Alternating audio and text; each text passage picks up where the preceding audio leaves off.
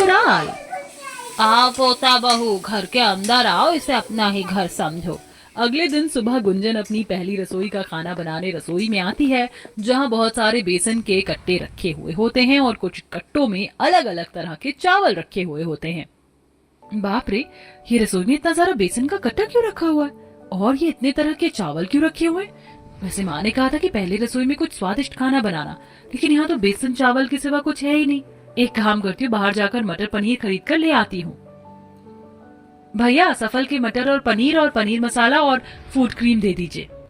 हाँ जी मैडम, रुकिए अभी देता हूँ।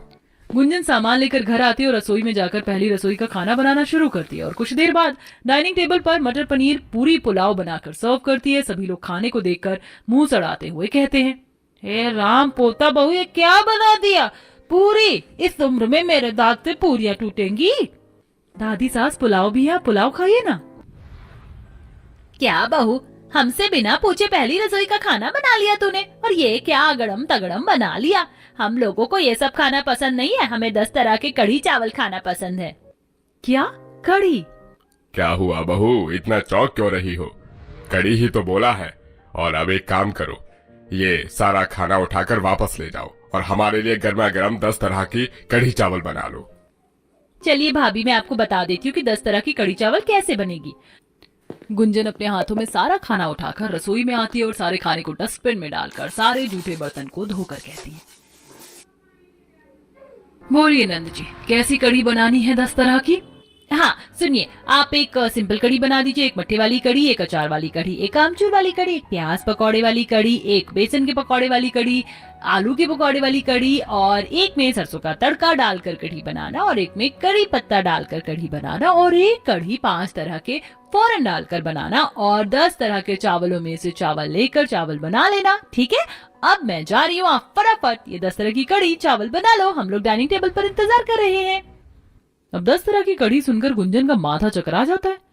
हे भगवान, ये कैसे ससुराल वाले हैं, इतनी कढ़ी कौन खाता है? अपने पीहर में तो सिर्फ एक ही कढ़ी जानती थी मैं।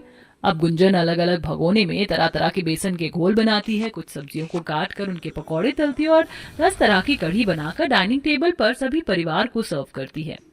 ये 10 तरह की कढ़ी डाइनिंग टेबल पर देखकर जो मजा आया है ना, वो तुम्हारी मटर पनीर और दाल मखनी को देखकर जरा भी नहीं आया था बहू। सॉरी पिताजी, मुझे पता नहीं था कि आप लोगों को सबसे ज्यादा कढ़ी पसंद है। वैसे कढ़ी तुमने बहुत स्वादिष्ट बनाई है। हाँ भाभी, भैया सही कह रहे हैं, लेकिन जिस हिसाब से मैंने आपको बताया था और आपकी शक्ल पर जो 12 बजे थे, मुझे नहीं लगा था कि आप 10 तरह की कढ़ी चावल इतनी स्वादिष्ट बना लोगी।